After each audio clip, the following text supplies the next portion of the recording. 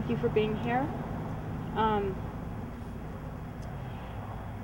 Albert Schweitzer once said, "I don't know what your destiny will be, but one thing I do know. The only ones among you who will be really happy are those who have sought and found how to serve." These crosses behind us, in their very primitive form, which I think is actually quite appropriate, because these could be soldiers from any time, and these are contemporary soldiers that all wanted to serve. And you can agree with their reasons or not agree with their reasons. It doesn't matter. They were doing what they felt was right. Unfortunately, our soldiers, once they enlist, for whatever reason, once the tide turns, once the situation isn't what they thought, isn't what we thought, they, unlike us, lose their voice. We then become their voice. And I think for 8 years, we didn't do our job. We didn't stand up for these soldiers. And now we have a new administration. We have high hopes for this administration. I know I certainly did, and I still do. But I'm rather worried, rather disappointed, and fearful, and somewhat disgusted that the war is going to be something that we're going to become more and more entrenched in. And I think we're watching, every one of us, we're watching the news every day, and we're seeing what's happening in Iran. What are we doing? What are we doing here? Now, that doesn't necessarily mean that we should be committing violent acts, but where is the marching in the street? Where is the vocal protest about what is happening? Do we really want to send soldiers into Afghanistan when our new president doesn't have a better plan than our old president? We need to think about these things. That's our responsibility as citizens. That's our job. I saw an interview of a gentleman who was once in Parliament, and he said that in Europe, the government is afraid of the people. But he said in the United States, it appears as though the people are afraid of the government. But we really are the government, aren't we? And we have a responsibility to our soldiers. We need a military for many different reasons. But we have to use these human beings prudently. They're someone's son, they're someone's husband, someone's daughter, someone's wife, someone's mother, sister, best friend. They're not wooden pawns. They're not going to be wooden crosses added to this hill if we can stop them. Thank you very much.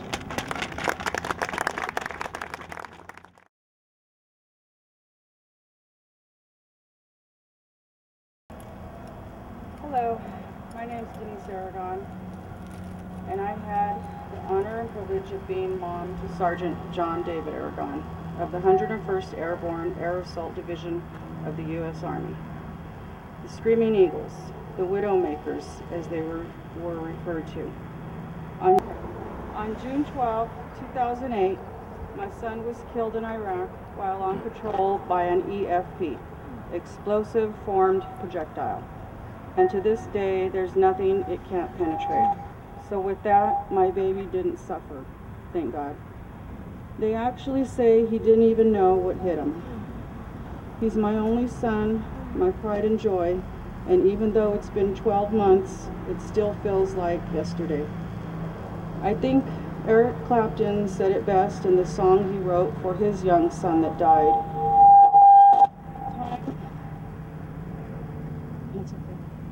Time can bring you down, time can bend your knees, time can break the heart, having you begging please.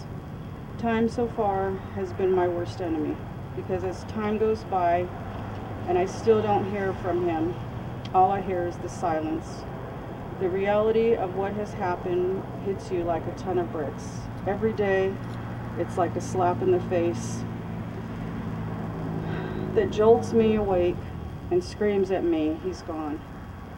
But along my sorrow-filled journey, I've met some wonderful people who really care about my family and my son, and for that I'm forever grateful. Not a month goes by that I don't meet one or two new friends that either knew Johnny and tell me how he touched their lives, or someone that wants to honor him in some way by helping us with our grieving. It's really amazing. I'm always asked the question, what can I do for you? My reply is just to never forget him.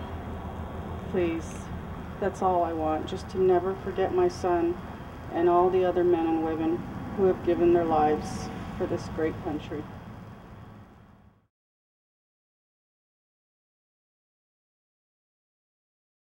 I am Karen Meredith, the mother of Lieutenant Ken Ballard. Ken was killed 5 years ago on Memorial Day. So I wish you well in your journey as you mark your first anniversary. And there are plenty of us who do care and who are with you, Denise. Today, as it's a small crowd, but it is Father's Day. And I got something in my email that talked about Father's Day, and I thought it would be something good to share today. We remember the fathers who have sacrificed in service to their nation. We remember the fathers who have served on the field of battle. We remember the fathers who have served in time of peace. We remember the fathers that have raised and supported those who serve. We remember all of our fathers who have provided their time, example, guidance, leadership, hope, and sustaining love throughout our lives. We remember and celebrate the fathers and those who love them. We remember the young men who never got to be fathers, and it's so many of these. I'll never be a grandmother. I never got to dance at my son's wedding. He was my only child as well. But today we're here to remember Patrick McCaffrey, whose the 5th anniversary is tomorrow. And it's fitting because Patrick's son is here. Where are you hiding? Patrick Jr., who looks so much like his father as he's growing in to fill his dad's shoes. And his grandmothers, one Mexican, one French, he reminded us as we were having dinner. Patrick, your father would be so proud of you and the person that you're growing up to be. But I want to thank everybody for being here tonight, because it is very difficult for us to get up and speak about this. And without your being here, we wonder, do people care? Because for the 4,315 casualties from Iraq, the American casualties, there's one family that doesn't know yet. They have not gotten that knock on the door. And their Father's Day will never be the same. And for the 712 in Afghanistan, we must remember them. But that number, 5,034, apparently isn't enough for most people in this country. And I always wonder, what's the number that's going to make people get in the streets or call their Congress people or raise their voices loud enough? The Obama administration, when Obama was not even a senator, he called the Iraq war a dumb war. And I don't know how it's not dumb anymore. There is no plan for the peace. There is no exit strategy. I was going through some of Ken's things the other day, and I ran across a newspaper article, and it said the Democrats were holding Bush to an exit strategy. But they seem to have forgotten that last week when they voted on this $70 billion more for the war.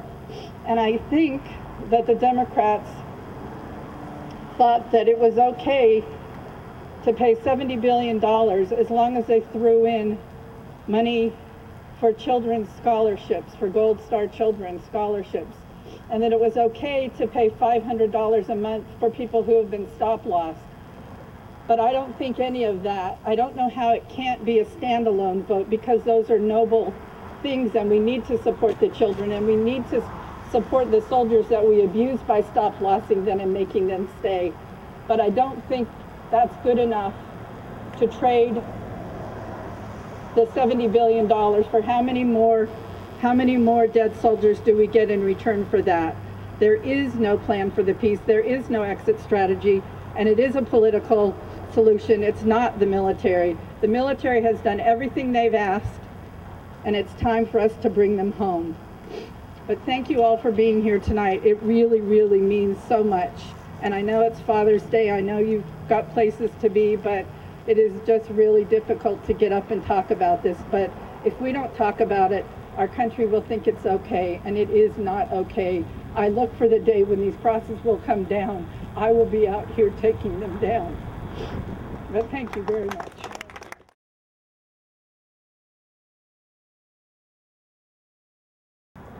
Well, good evening, and thank you everyone for being here tonight. I have quite a few people to be grateful and just to give my love to. I'm so happy to see my grandson. It's a rare event anymore. Just turned 14. I'm very proud of him. I know he doesn't like me to talk about him, but I will a little bit, okay? I'm very, very proud of you, and your father will be so proud of you. Thank you, Kathy, for bringing everyone here. I want to thank Michael and Renee Gilmore for coming tonight. Michael served in Iraq with my son and was wounded. He's the recipient of a Purple Heart, and he's a wonderful guy, and so is Renee. Without Renee, I'm not sure how would things turned out after Patrick was killed. She came to the house, and she was there every day. I don't remember for how long, but it seems for a long time. She was cooking, she was handling so many things. And I never forgot that. She's not well, and she was actually in the hospital this morning, but she wanted to come with her husband and her son. And for this, thank you so much. I love you, okay? We are coming here, and we will be coming here until, yes, these crosses are down. I want to see them down, but I'm so glad they are up right now to keep people aware. The moment that we are speaking right now, there is someone dying in Afghanistan or Iraq or both. Do we forget that? Of course we seem to. But it's happening. For how long? I wish I had an answer. And my love to my good friend, Mary Tillman and Karen. They both serve on a board with me for Veterans Village and Patrick McCaffrey Foundation. Mary came with me to Minnesota recently. We are in the process of opening a center for veterans in Minnesota, in Sauk Center exactly. And it's an amazing project. You can find the details on the website, patrickmccaffreyfoundation.org or veteransvillage.org. We can host 200 veterans right now. And it's going to be a model center, hopefully copied by many other people. We don't do it to keep it to ourselves. Today, this week has been pretty shaky for me. My son, Patrick McCaffrey, was killed 5 years ago tomorrow in Iraq. And it's the second time that I had a vigil. We had one in 2006 in Stockton for him. exactly the same day, because this is the day where finally General Hillman came to the house in Tracy for the first time and gave me the official report of Patrick's death, and as well as the autopsy report on Patrick's anniversary of death in 2006. The other years, I kept to myself, and I actually didn't want to go out of the house. I didn't even answer the phone. This year, I thought I owed to Patrick to be here and to speak on his behalf to you and everyone else who wants to listen. Father's Day, he was a dad, and as you heard before, he had 2 children. My little granddaughter is not here today. She lives in Oceanside, and I miss her. But we need to go on. And this is my way of grieving. Helping the veteran is very important to me. Every time I see someone that I have spoken to or with walk away out of trouble, calling me on Mother's Day saying, "Thank you, you saved my life," that's all I want. This is my payment. This is what I want to do, and this is what I always will do from now on. Right now, I have a homeless veteran at the house. He's moving out, and hopefully he's going to be okay. But after him, another one will come, and another, and another. To all our fathers that have passed away or alive, all the fathers who are veterans, this is a day to remember them by the crosses of Lafayette. I have so much more to say, but as usual, it would take very long time. And I would like to ask Michael to come up for a minute and just to introduce himself and maybe tell a short story on Patrick and his body in Iraq. He told me a story today that made my day on the phone this morning. So I'm never going to forget that. Michael? Good evening. I served with Patrick overseas in Iraq.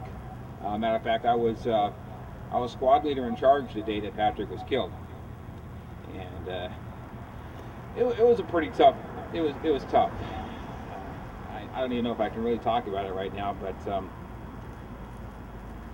you know, our platoon got split in half, and my element was on a different field than where Patrick was, and we couldn't see where they were at. We couldn't support them, but I could hear the gunfire, and I didn't know what was going on. So I got my radio man to try and call the lieutenant to find out what was going on, and there was dead silence on the radio. I couldn't get nothing, so I continued on, you know, like a good soldier would do, and I continued on with what our objective was for today. A few minutes later, my radio man came over and said he finally got a hold of somebody, and after a few heated words on the radio, because they weren't willing to tell me what was going on the radio, I finally found out what was going on, and yeah, that was a moment my stomach really sunk to the ground. But I knew I couldn't say anything to the guys because I didn't know how they would react out in the field, and I needed them to be prepared for what might happen, so I had to keep it to myself, and that was tough. But on a lighter note, yeah, Patrick was a really great guy to be around. He came into the unit about the same time that I was getting deployed to Utah. Great place to be deployed to. I really started to talk to Patrick when we started to get deployed to Iraq it was almost about a year after I got deployed to Utah. And Patrick was, you know, he was scared and he really didn't want to go. But I talked with him, and, you know, I tried to tell him things were going to be okay. You know, I told him, I said, Patrick, don't worry about things. You know, this war is winding down. We've been over there for a year. You know, it's no big deal. There probably won't even be anything going on by the time we get over there. Yeah, we got fooled there.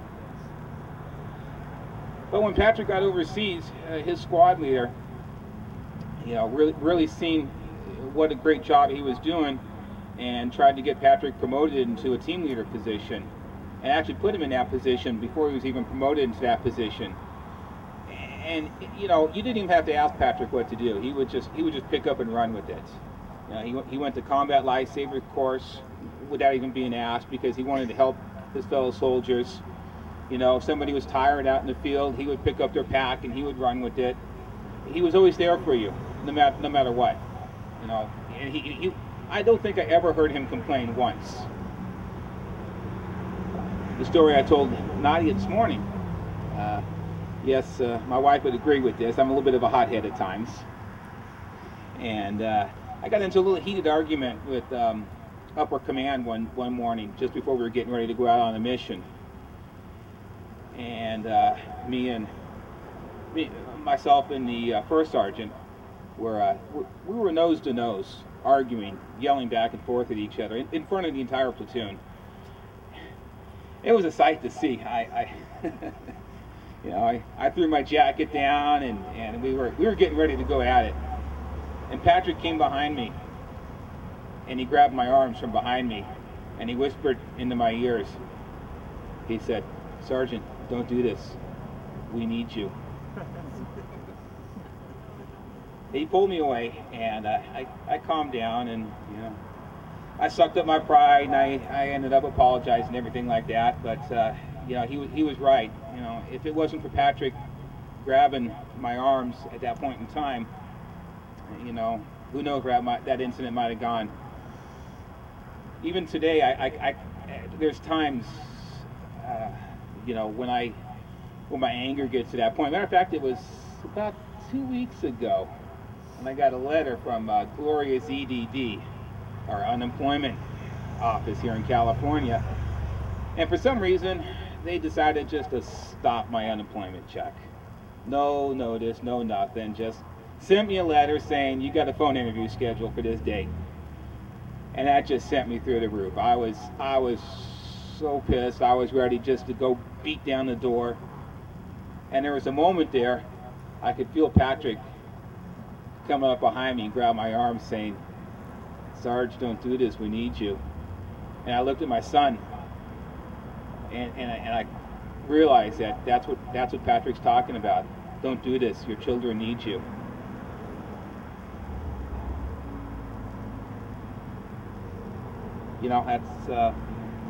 That's about that. Nadia, thank you. I know Patrick wasn't here as long as he should have been, but the time that he was here on this earth, he made a great difference, and he made an impact on many people. And the time that he was here, we appreciate that, and we love him for it.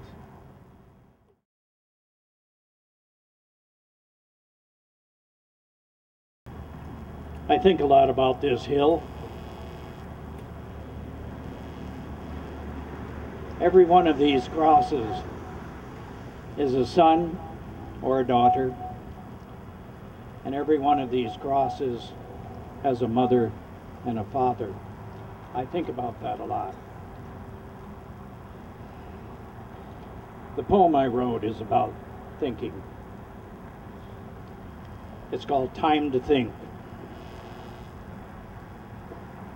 One does not have the time to act on every war that was, but certainly one has time to act upon a war that is, to end a war that is, and time to stop a future war, to stop tomorrow's war today. Time.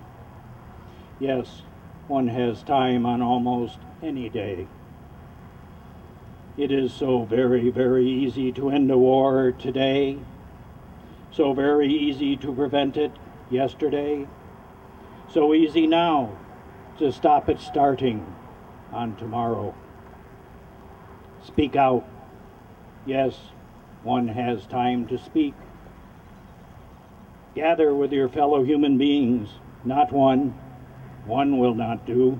Bring one, and he or she will bring another. Stand together, speak as one, and those who nourish war will hear the nourishment of peace. Think. Yes, one has time to think. What do they want? Those who want the wars, those who fund the wars, those who vote for wars, those who cheer the living troops but ignore the dead and wasted lives, those who would kill 100 little children to kill one killer hid behind them, those who would kill 100 little children to kill 100 little children. What do they want? Think. Yes, what they want is war. Think. What can one do to stop them? Think. Stopping them is so very, very easy. Stand up. Stand next to me. Stand next to him or her. There is no need to march, no need to shout, no need to threaten violence. Silence. Stand next to me in silence. Bow your head and think of those who died. Think of those who were killed, and will be killed. Bow your head in silence. Look up at those who want the wars. Then bow your head in silence once again. Bring one, and he or she, and he and she will bring another. Together, think of peace in silence. Together, bow your heads in silence. And those who want the wars will hear, and those who want the wars will think. Think, and the wars will end. Yes, we all have time to think. Thank you.